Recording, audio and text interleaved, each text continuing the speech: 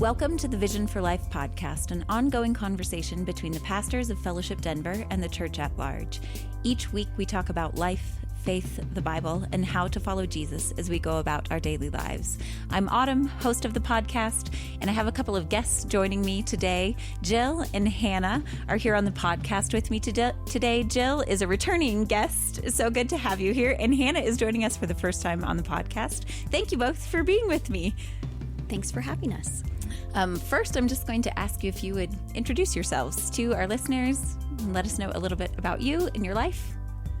I'm Jill. I'm a member of Fellowship Denver, and I moved to Denver from Louisville, Kentucky in 2007 when I finished college, and have loved making my adult life here. I've worked in communications, and now I'm married, and I have one little baby. And Great. Hannah? I'm Hannah Scandera, and I'm actually a relative newbie to Denver. I moved here in middle of 2017 and love to call Colorado my home. I have worked extensively in the policy arena, working for several governors and a president in the past around education policy, and currently have the privilege of leading the Daniels Fund as their new CEO in the last couple years. And I also am a mom of a 20-month-old. So you both have little ones. I didn't realize that, Hannah, that you also had a 20-month-old. Yeah. We all share this. We all share the work and mom. The multiple roles. Yes. Roles. Well, today our conversation is kicking off a series of conversations that we're going to have about faithful presence in the workplace. We've discussed here on the podcast before and at Fellowship before our perspective on vocation, that it's integral to God's design for human flourishing. We see this in the opening pages of the Bible in Genesis 1, 2, and 3. God placed people in the garden and gave them the command to work and be fruitful and bring fruitfulness out of their work in their interaction with creation. And that is the picture that we look to see God's design for human interaction with his creation and his intent for good work in the world, the good work that he made for humans to do. So we believe that vocation is not only integral to our flourishing and to the mission of God on the earth, but it also really practically is a way that many of us spend a lot of our time. And so it does beg this question, how do we as Christians live in the workplace in a way that allows us to experience flourishing and to do what God asked Adam and Eve to do in the garden, asked the first humans to do it in such a way that we cultivate and care for his creation and for people through our work. And when we do that, that brings about our own flourishing and the fulfillment of God's design, which allows others to flourish. So I've asked both of you to join me because you have worked in a really specific area of the marketplace. Hannah, you mentioned this a little bit in your introduction, that you have worked in education policy, and currently oversee the Daniels Fund. Jill, in our past conversations, we've also talked about your work with the Charter School Institute. And so today we're asking, how is faithful presence, how is living with integrity as a Christian in this area of education and education policy, how can that be transformative for the people who you work with and in this area of the marketplace? So to that, I wonder if you would describe for us, you touched on this already in your introduction, but describe a little bit of the nature of your work, the type of work that you do, the environment in which you work, and then maybe what attracted you to that area of work in the first place. I'll go ahead and kick off and just say, I think, and if I look at kind of my past and working in education policy, I didn't have a plan to go into education policy, but I felt brought into it with deep conviction and passion about the work because of my conviction about each individual and that they're created for a purpose, they're unique, and that really, if I think about education and the purpose of education, it's that every young person would thrive in their unique individual purpose and be prepared for a life that flourishes and that they can live in a flourishing way because they are well equipped and well prepared. and that there's the uniqueness in that.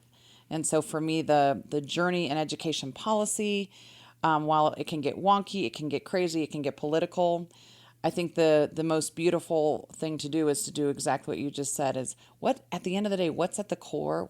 What's education really about?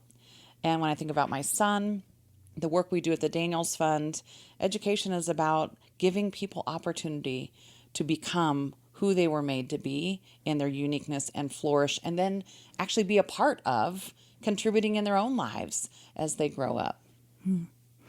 What, in the world of education policy, Hannah, what are some of the specific things that your work entails?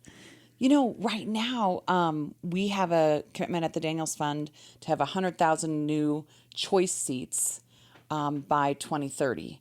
And number one, we can't accomplish that without partners. And so we're excited about working with other individuals and foundations and nonprofits and schools to accomplish that goal. And at the core, why would we do that? Because at the core, what we see right now in education, it's rough, it's tough. It's been a really rough couple years in regards to COVID and its impact on families. And families are desperate for great opportunities for their kids. And in fact, a great expression of having new choice seats, what does that mean? That means that parents have the opportunity to choose the best option for their child, that they're no longer confined to the zip code that they live in, but they're actually able to ask, what is best for my son or my daughter or my sons and daughters that will equip them to flourish? And so our commitment to those 100,000 choice seats is all about seeing parents and their families make choices that serve and prepare them for who they're made to be. And how about you, Jill? What is the nature of the work that you're involved in education right now?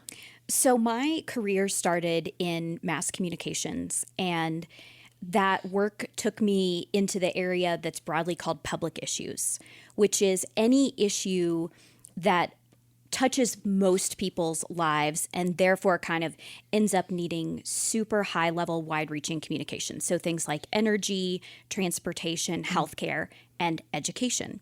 And so a lot of my work in education started out in a communications role, helping school systems and districts communicate more clearly. And that work just drew me in. I was much more interested in education than any of the other areas where I had clients. And so I started to get involved as a volunteer as well. And public education, to me, is one of the most interesting social areas. It's very, very difficult to do well on a large scale. In Denver, we have over 90,000 students in the public school system. But it is something that, as Hannah has talked about, is critical to the future of our communities, the opportunity that individuals will experience as they grow up and become adults. And so it's very interesting to me, and it's a great place to serve. So right now, a couple of the hats that I wear, I'm the chair of the board of the Charter School Institute, which is a state entity that authorizes a little over 40 charter schools, and there's over 25,000 students in Colorado in those schools. So I can draw a direct line through my work leading that board to students and families that are being served across the state. And I also am involved in education from a philanthropic perspective and get the chance to look at where there's great ideas and good things happening and help direct money toward those things to help them grow or scale or impact more kids. So it's fun to wear a couple of different hats in the education space. And that is a large part of what the Daniels Fund does as well. Is that correct, Hannah? It is. We we invest in scholarships for young people graduating high school and going on to college. In fact, we have almost 5,000 alumni and scholars to date who have participated in the Daniels Scholar. And in fact, the application's open, so people should apply. And then we also, very similar to what Jill shared, we give to entities that are providing opportunities and options for young people, whether that's public, private, hybrid, unique opportunities, entrepreneurial endeavors to serve families and give them opportunities for their kids to succeed.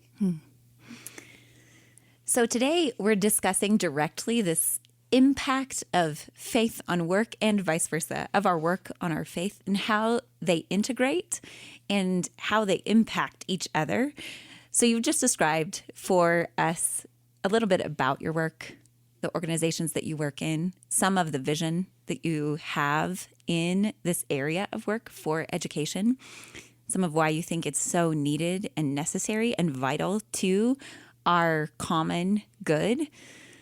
But I wonder if you would also share with our listeners a little bit of your own story of faith. What was your background?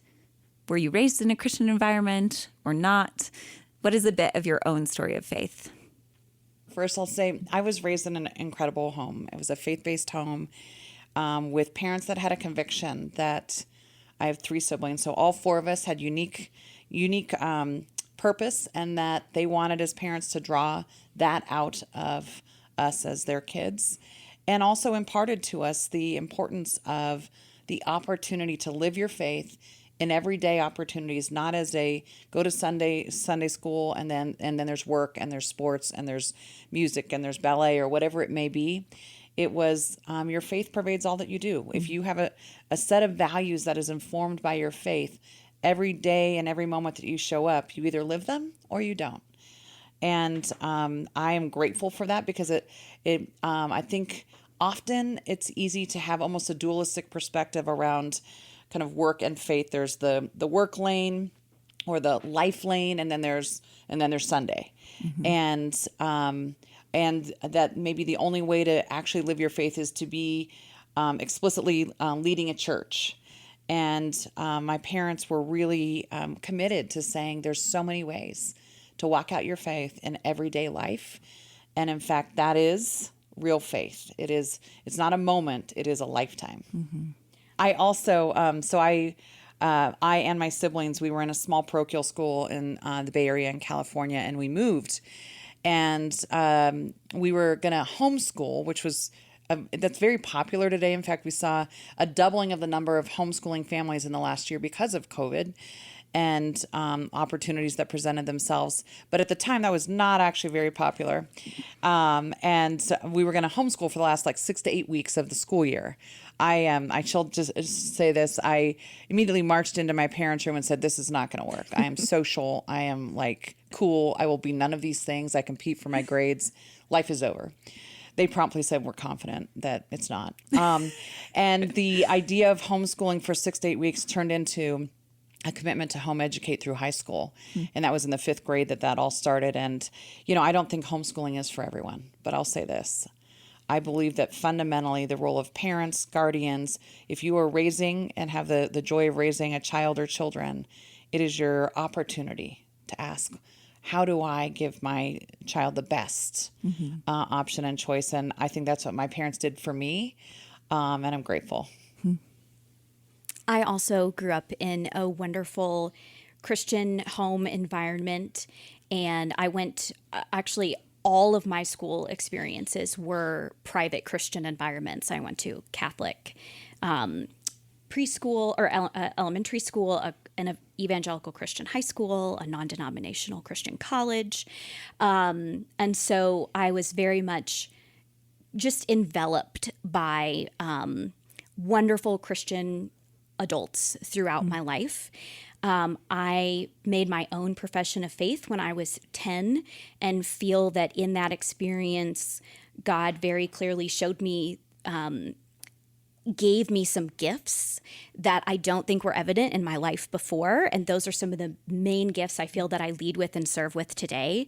And so that was kind of a special experience for me. And I think it's important. I grew up in an environment where the broader environment, it was in the Bible Belt, and there was a little more dualism than what Hannah described, where there was a sense of when you grow up and you go to work, that the main way you serve God through your work is by giving from the income that you make.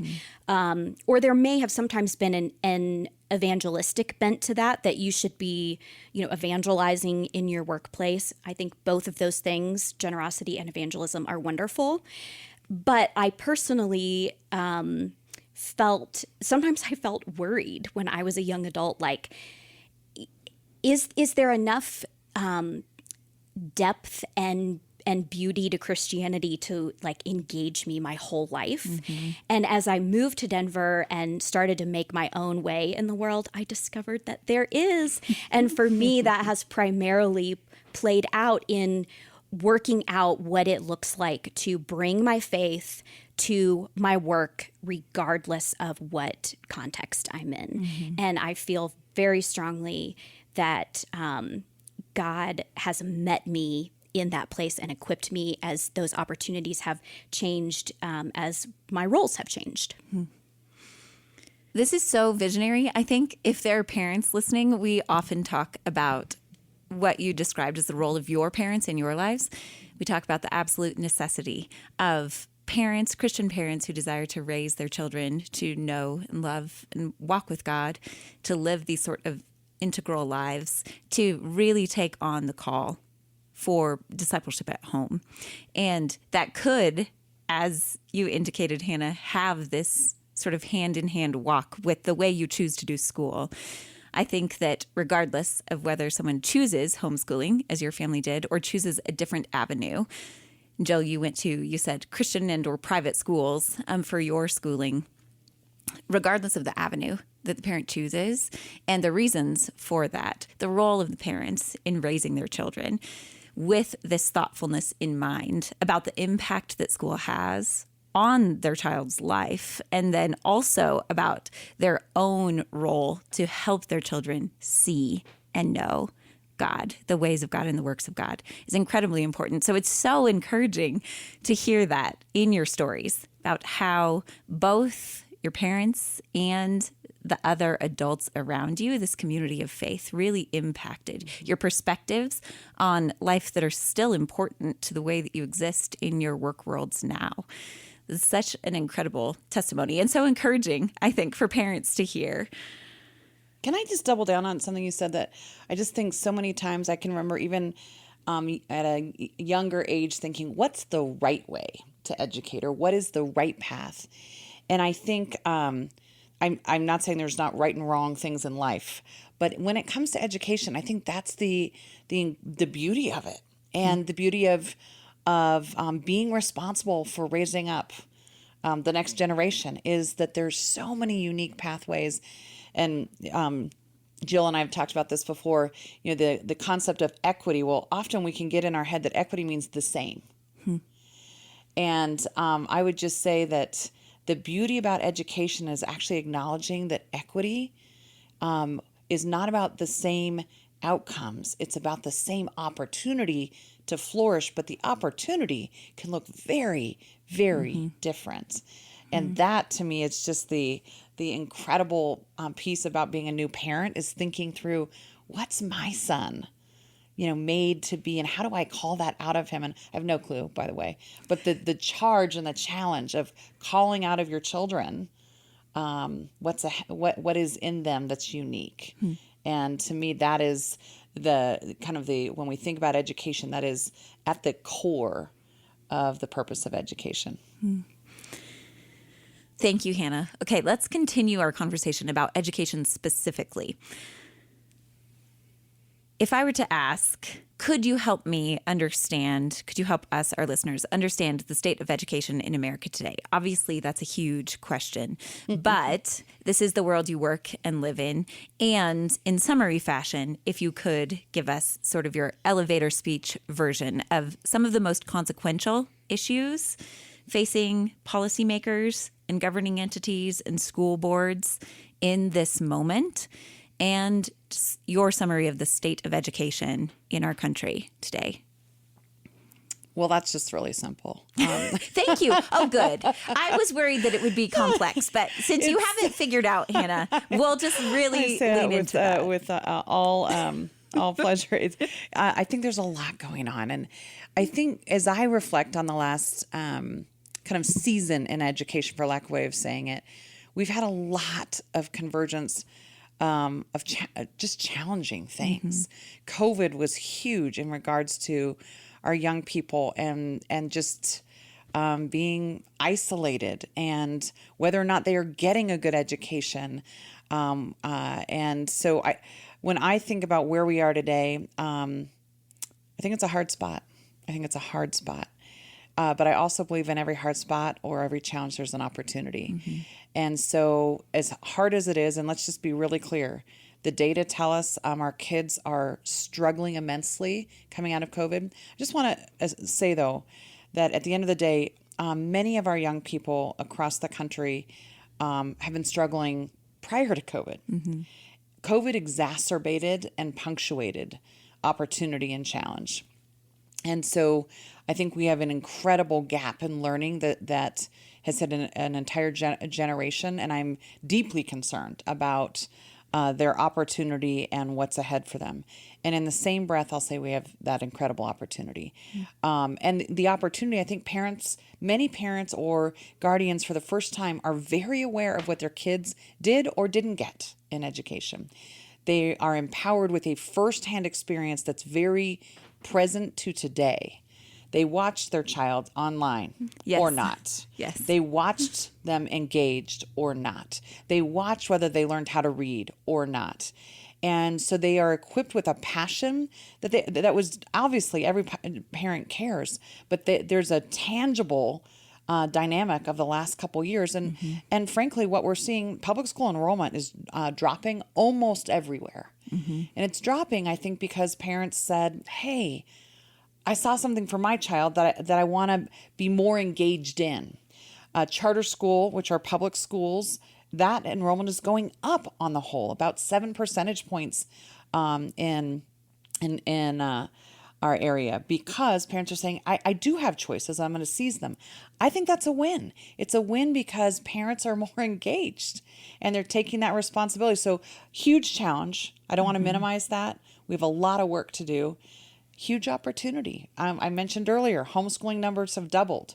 Now, do I think homeschooling, we said this before, or charter schools or private schools or public schools, do I think one is better than the other? Not inherently, no. I think what's better is when we see parents and communities engaged in a meaningful way and proactively saying, what can I do to be a part of my child or my community's children's education? In this moment that's a great way to say it, Hannah, of huge challenge and huge opportunity. I think in every moment of crisis, as you look back historically, every moment of sort of cultural crisis or crisis within a particular institution, within governments, unearths some things that need to be reconciled and rectified, and then does present these moments of opportunity for us to identify cracks that probably existed and now are evident.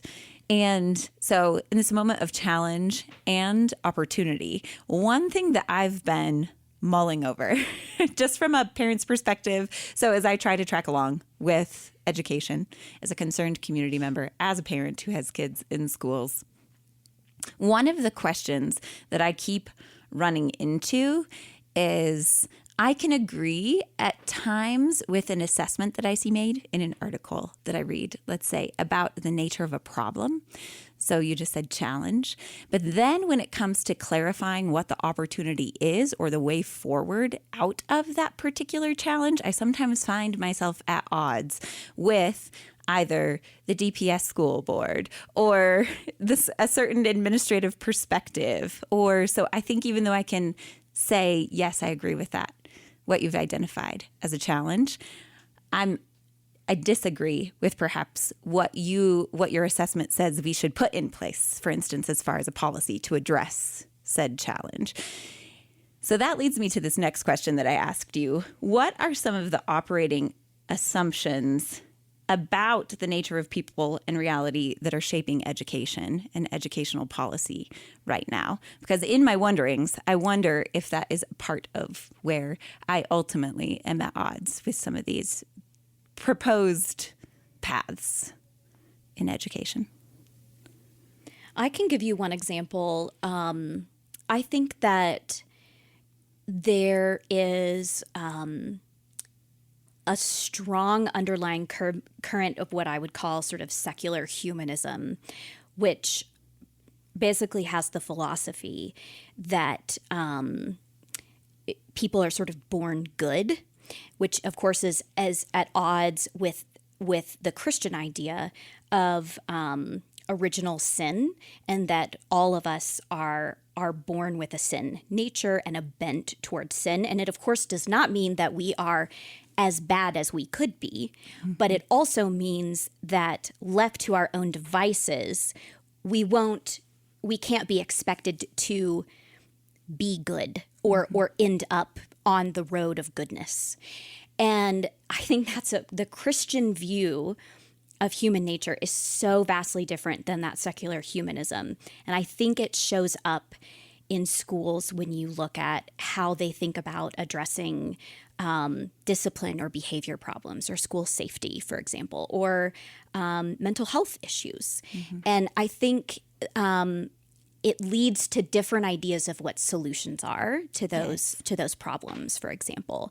Like you see a lot of schools, I think, for example, Denver, a year or two ago, the school board voted to take school resource officers out of school. A school resource officer is their name for police officers that they had placed on campuses because of concerns with violence at schools. And there's all kinds of reasons that they decided to take those school resource officers away. I would have a different perspective. I mean, I would like to send my child to a school where there's a police officer who could call for backup if there was a potentially violent or unsafe situation. But different ideals, I think, of how you bring out the good in people led to the school board to make a very different decision than I would personally have made. Yeah, that's a great example, Jill, of bringing what I was saying into a realistic sort of scenario. Those are exactly the sorts of questions that I'm wrestling with and asking. And that brings us into this next question. What would you say, from your vantage point, are some of the longings of our anxious age that you see? And how are those longings exhibited in this arena of education? How is the realm of education then shaped by those longings? I think it's such a great question. In some ways, I think we've talked a little bit about it, the longing of seeing, as a parent or as a community, children, the next generation, the generations that's going to lead someday, be prepared and equipped and flourishing in unique ways that allows for unique expressions and unique influence and unique engagement as they grow up. And there's that sense of underlying that is that you're created uniquely, that you are loved and known uniquely, and therefore you are then able to flourish and cultivate that and in your community. So I think at the most kind of basic level, that's the case. I think also when I just go I'm not sure how I would describe where I'm going other than to say this. At the most basic level, we want what's best for our kids. And Jill, as you were talking earlier, I mean, I think there are so many philosophical questions that inform your choices about education, about everything from the nature of human nature to who is the primary decider on education. Is it the parent or government? Yes. I mean, we could go down a list of basic presuppositions that totally inform how policy is made, actually. And I would just say that to go really simple, one way I think about it, and I don't mean to be trite, are decisions being made in the best interests of our kids, or are we having nice adult conversations or not so nice adult conversations that have lost sight of our kids and their ability to flourish? And I think there's a lot of culture war conversations amongst adults, and I'm not saying they don't have implications and aren't important, but I am saying that when that becomes the ping pong ball match instead of the fundamental question of, will our kids flourish today? Are they safe?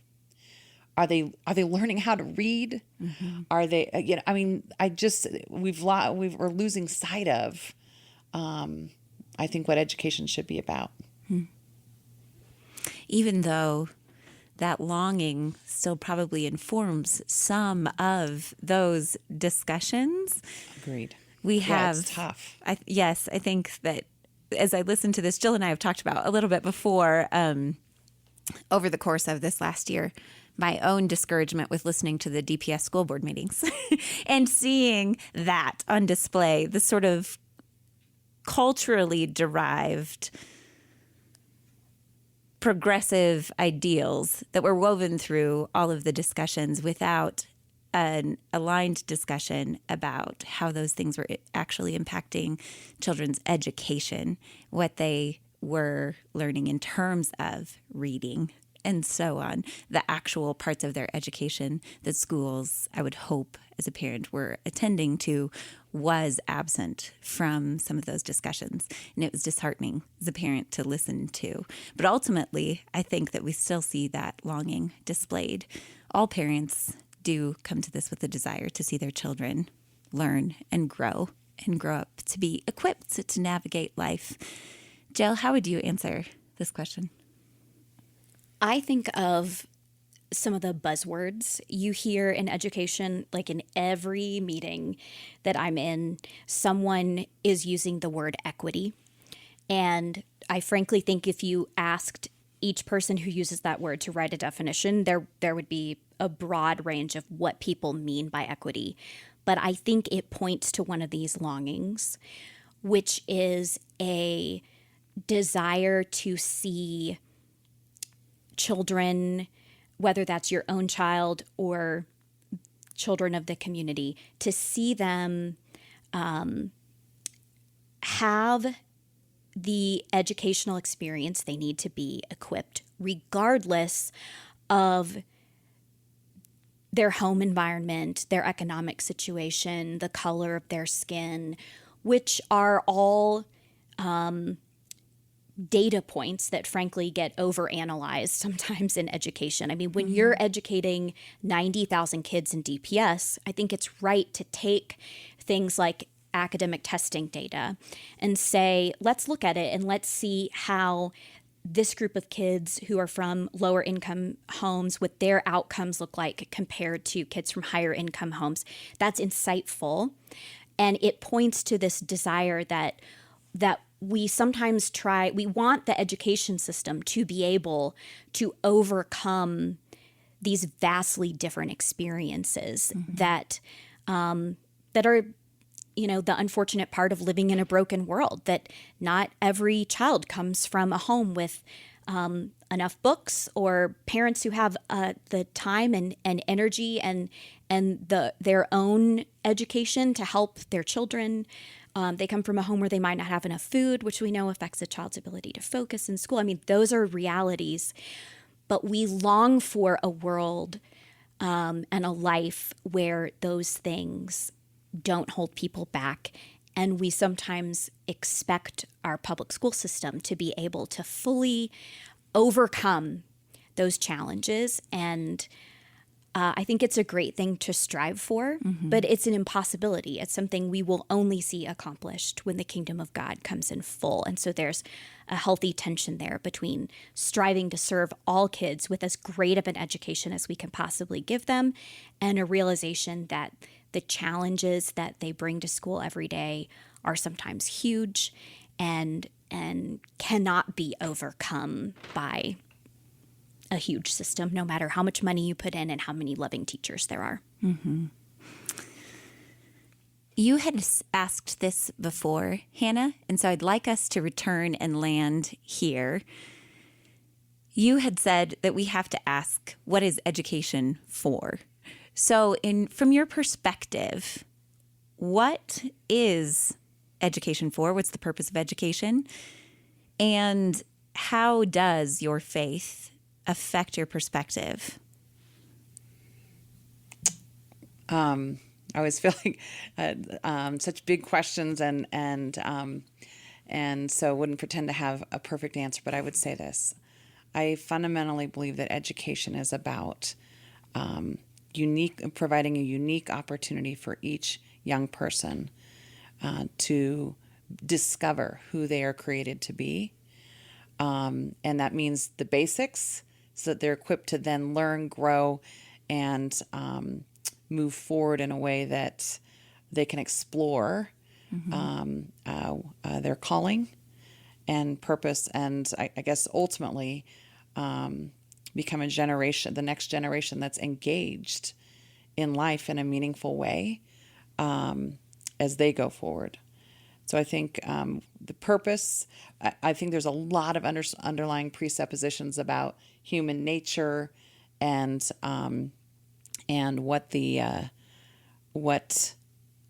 what are the drivers for and the environment that creates that possibility.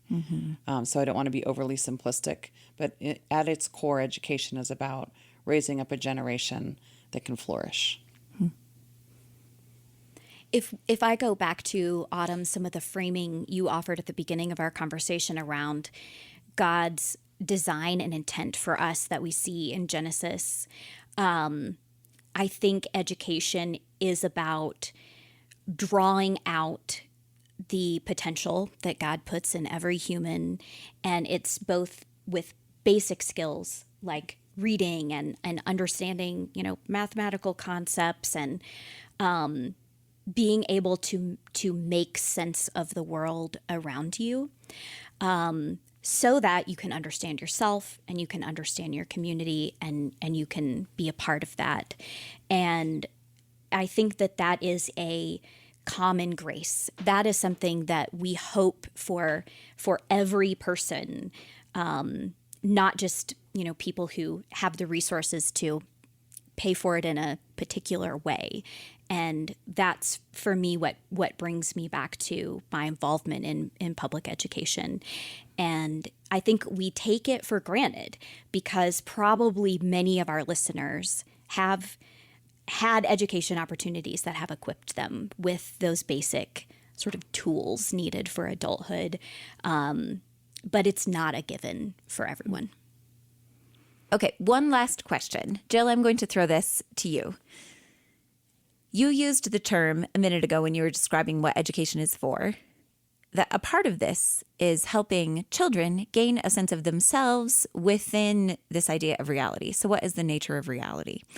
Your perspective on that, I imagine, as a Christian, could be very different than some of the people who you work very closely to or sit alongside.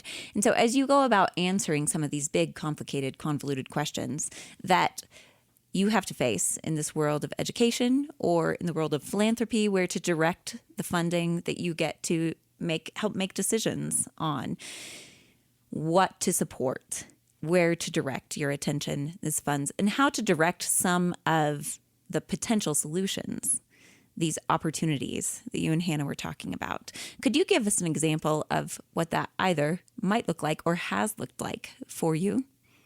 I love this question because I think it points to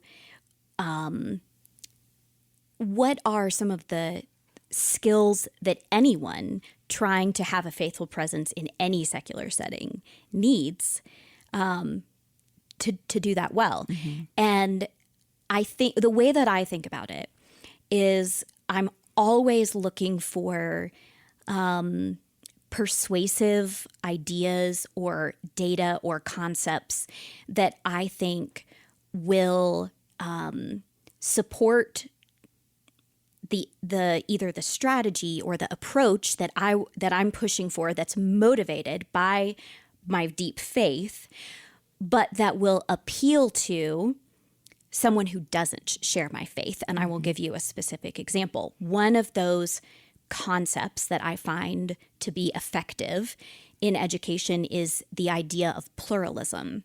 So pluralism is about encouraging a huge range of ideas as opposed to pushing one dominant idea. And on the surface, it might actually seem like this conflicts with my faith, but let me give you tease it out a little bit more. I often find myself in conflict with people who have a different view of reality that are also making decisions about schools. And a common topic for us is what to do around ideas of diversity, racial diversity in particular. And what I find to be persuasive is to say, rather than our organization mandating a particular view of how racism and racial diversity is handled in schools, let's take a pluralistic approach where we let our schools teach in different ways based on what their community, what their students, and what their families want. And what that results in is a range of different ideas and approaches at different schools that then actually gives families a choice. So when it comes down to a parent choosing a school, there are schools that are going to approach this difficult topic in different ways, and the parent has choices to send their child to a school that will handle a sensitive topic in a way that's aligned with how they want to talk about it at home. And that's why I find pluralism to be an effective idea. It's kind of hard to fight against that. You know, it's even someone who's very passionate about a particular view of racial diversity can often see the value in families having different choices of what is taught in their school. So I think you just have to, it's not going to be effective if I'm coming to a board meeting and saying, the Bible says this. I mean, that's not persuasive to a secular person. But the concept of pluralism is something that works in a lot of conflicts for me. And I think it keeps the door open to people having different perspectives and choosing what they think is going to be the best approach for their child and their family. That's an excellent example. So the way you conceive of something and then discuss it in these ways can actually help provide some diverse perspectives when there are louder voices. Exactly. Driving a certain direction. I think, too, Jill, that you are a great example of this, and Hannah, someone who maintains a conscientious sort of non-anxious presence in these sorts of scenarios so that you can continue to have an influential spot within this whole world and discussion, I think is also an essential piece of this.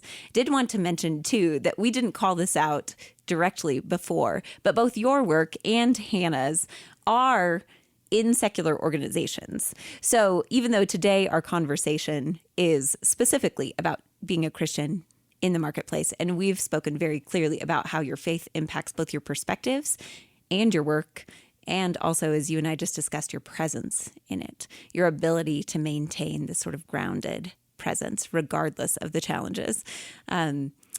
Both of you are actually working in secular worlds and organizations. That's right. Neither of our organizations has an explicitly Christian mission or agenda. So we are always bringing our faith to bear in ways that also is consistent with the approach our organizations have taken. Well, thank you for spending some time on the podcast with me today. Jill, this is one of the times that I get to talk to you most. I love it. We've been friends for a long time, but now I just have to schedule podcast conversations in order to be able to talk with you. But thanks for spending time with us today, Hannah, Jill. I'm so grateful for your work, your presence in education, and you just offering some thoughts and insight to our listeners today. If you have questions about today's episode or a question or suggestion that you'd like to submit for us to discuss on the podcast in the future, you can send all of that anytime to podcast@fellowshipdenver.org. Thanks for joining us on the Vision for Life podcast. Special thanks to Adam Englund for our theme music, to Jesse Cowan, our producer, and to Judd Connell, who provides transcription for these episodes.